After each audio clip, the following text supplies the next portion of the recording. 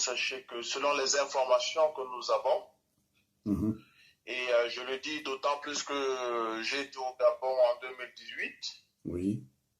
j'étais des hommes politiques qui avaient soutenu la campagne de réélection d'Ali Bongo Ondimba en 2016. Donc j'avais soutenu sa campagne au Parti du Gabon. Donc j'ai été invité par le parti au pouvoir gabonais à Libreville. Oui. Et les informations que nous avons eues, que ce soit des cadres du Parti démocratique gabonais, que ce soit des services de sécurité gabonais, c'est qu'il y avait une forte présence des services de renseignement du Royaume du Maroc. Au niveau du Gabon. Au Gabon. Au Gabon. Et vous savez, à partir de 2016, lorsque la France a décidé de prendre des distances avec le Gabon, le premier pays vers lequel M. Ali Bongo Ondimba s'est tourné, c'est le Royaume du Maroc et son ami, le roi Mohamed VI. Alors, n'oubliez pas qu'il y a des choses qui se chuchotent au Maroc, c'est pas moi, au Gabon, c'est pas moi qui le dis.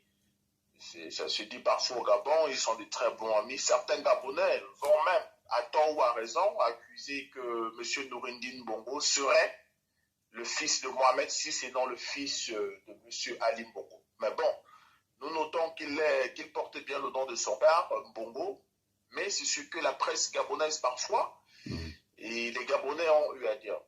Il est évident qu'il y a des services secrets du Royaume du Maroc au Gabon. Il est évident que le roi du Maroc, sous plusieurs formes, financièrement, économiquement, financièrement et militairement, tout au moins par le renseignement militaire, a eu à soutenir le Gabon.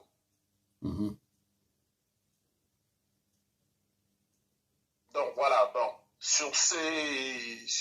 à ce niveau-là, on peut dire avec assurance que oui, il est établi que le Maroc, les services secrets marocains, le Royaume du Maroc a soutenu, non seulement présent au Gabon, mais a soutenu le régime d'Ali Bongo Ondimba. C'est sûr de tout le monde. Je ne saurais vous le dire, hein. Je ne saurais vous le dire. Ce que nous avons constaté quand même, c'est la brutalité policière des policiers marocains sur nos frères subsahariens, sur les citoyens gabonais dans leur ambassade au Gabon. Donc, et cette brutalité, alors que le peuple gabonais se trouvait à l'enceinte de son ambassade et ne faisait que son droit, à savoir voter et surveiller les votes. L'ambassadeur nommé par Ali Bongo a fait appel à la police marocaine qui a usé de la violence sur les citoyens gabonais dans leur propre ambassade. Ceci dit que la police obéit aux ordres d'un gouvernement et cela montre la politique ou bien le parti pris du pouvoir marocain. Sinon, si le Maroc voulait observer une neutralité, bien que la police, à la demande de l'ambassade du Gabon, s'y est rendue, la police marocaine devait recevoir des instructions de ne pas agresser, de ne pas affronter, d'être passif. Mais le comportement violent des policiers marocains sur des Gabonais qui ne faisaient qu'exprimer leur droit le plus absolu à leur ambassade montre le parti pris du Gabon qui a tenté de soutenir M. Ali Bongo jusqu'à la dernière minute.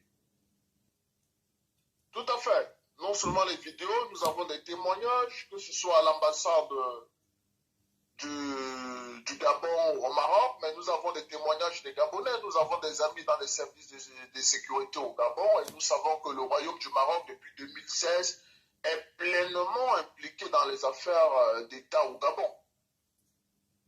Non, je ne saurais vous dire que le roi du Maroc est présent au Gabon. Vous savez que le roi du Maroc ne saurait se déplacer, surtout dans une période aussi sensible. Vous savez qu'il a une santé fragile depuis quelques années lui-même.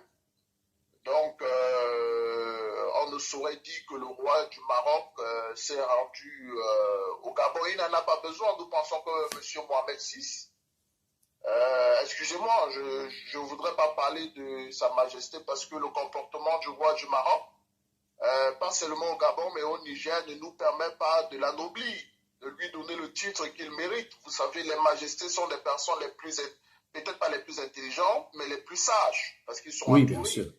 Mais nous avons le sentiment que le comportement de Mohamed VI, selon les informations que nous avons reçues, que ce soit sa politique sur le Niger, que ce soit sa politique sur le Gabon et bien d'autres dossiers, nous laisse croire que M. Mohamed VI ne travaille pas pour l'intérêt des peuples africains, mais il s'arrange à travailler uniquement pour les intérêts du Maroc. Et ça, je peux vous le dire, la jeunesse africaine, nous prenons cela en considération et nous allons réétudier nos relations avec le Maroc les années à venir. Vous pouvez me croire. Avec la jeunesse africaine, les jeunes leaders africains, nous sommes en train de discuter du cas du Maroc. Bon, je ne saurais vous le dire. Vous savez, chez nous, on dit toujours il ne faudrait pas juger des personnes d'entre deux jeux. Même si, pour certains, c'est une continuité de pouvoir, à savoir monsieur le général Brice Clotaire Oligui Nguema, serait le cousin de M. Ali Bongo Ondimba. Rien ne nous dit que M. Oligui Nguema continuera sur les pas de Ali Bongo. D'ailleurs, nous l'avions écouté et son discours est un discours patriotique. Maintenant, parfois, il y a un fossé entre les discours et les actes. Je voudrais quand même rappeler que le général Oligui Nguema est un militaire, ce n'est pas un homme politique, parce que généralement, ce sont les hommes politiques qui disent quelque chose et font le contraire. Mais nous savons que les militaires sont parfois plus pragmatiques. Alors, son langage est clair et oui, en ce qui concerne les intérêts du Gabon, si le Gabon a les intérêts avec le Maroc, je pense que M. Oligui Nguema préservera ses intérêts, que ce soit avec le Maroc, avec la France, la Fédération de Russie, les États-Unis. Il préservera ses intérêts.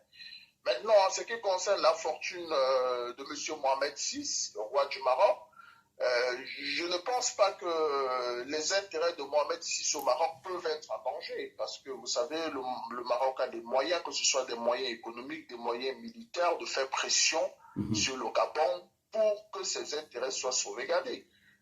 Et puis, M. Mohamed VI, quoi que l'on dise, il a quand même une certaine immunité partout, à savoir, ce n'est pas un chef d'État qui demain sera déchu. C'est vrai que nous avons vu des monarchies à un moment donné tomber, mais ce n'est pas le cas du Maroc et ça ne semble pas être le cas. Donc, tant que ça sera les intérêts de M. Mohamed VI, roi du Maroc, ça ne souffrira de rien tant que le Maroc restera sous la dynastie, sous la dynastie de Mohamed VI, de leur famille.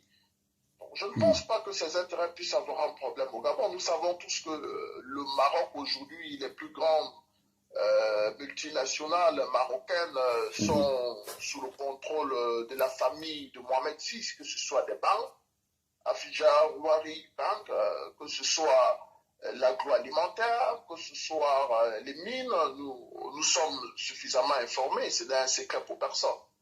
Donc, je ne pense pas que les intérêts de Mohamed VI soient mis en danger. Mais par contre, si pendant des transactions entre M. Mohamed VI ou la famille de Mohamed VI et la famille Mbongo, il y a eu des acquisitions qui ne respectent pas les normes ou qui sont en défaveur du Gabon, oui, à partir de ce moment, le général Oligui a le droit de remettre cela en question.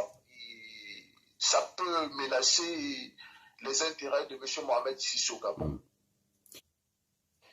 Alors, je suis M. Narcisse Nganchop, homme politique, leader d'opinion de nationalité camerounaise, et je suis un social-démocrate. Certaines personnes peuvent me prendre comme un marxiste.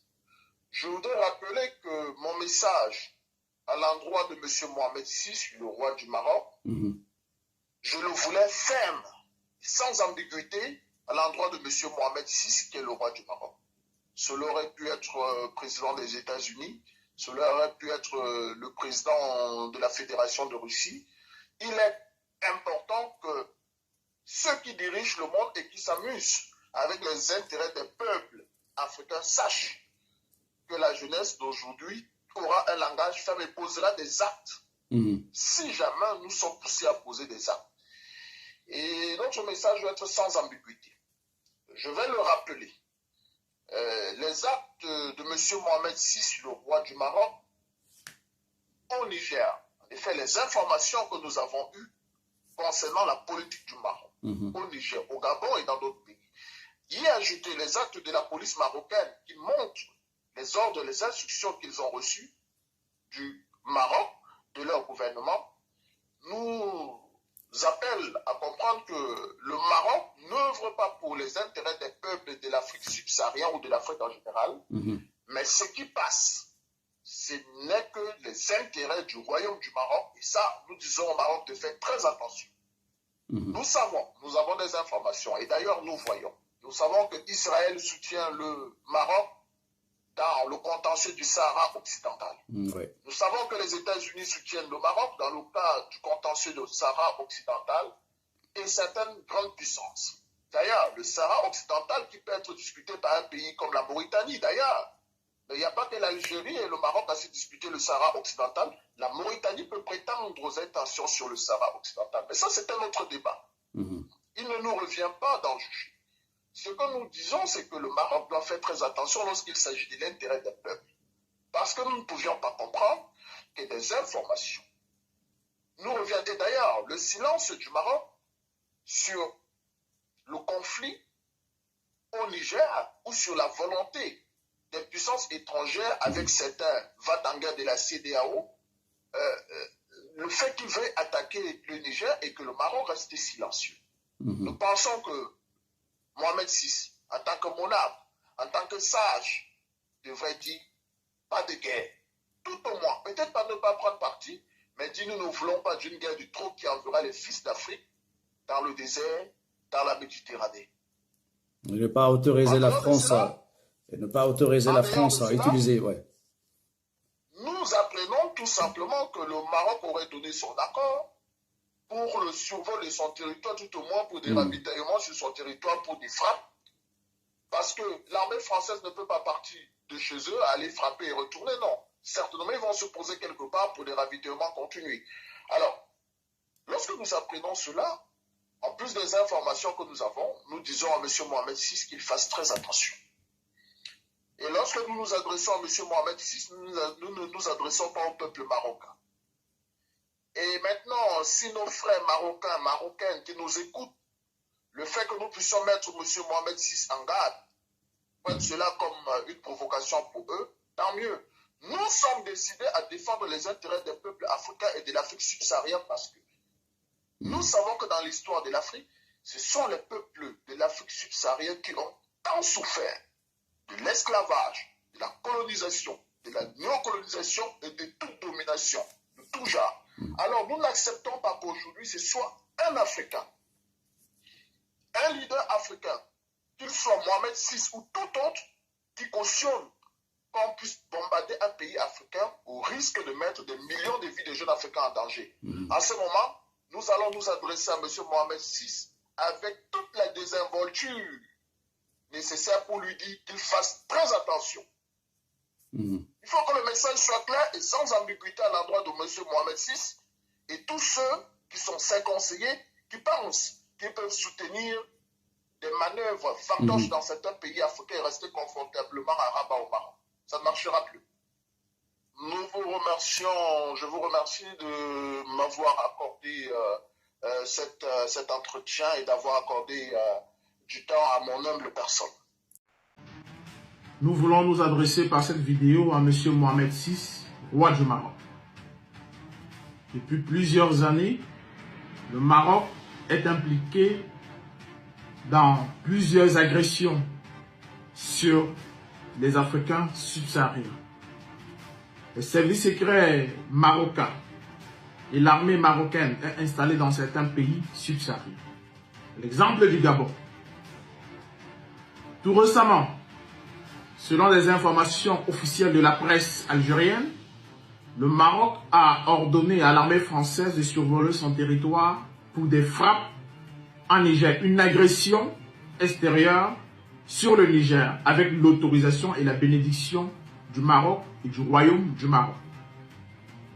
Aujourd'hui, le Maroc est dans des manœuvres fantoches pour soutenir un coup d'État institutionnel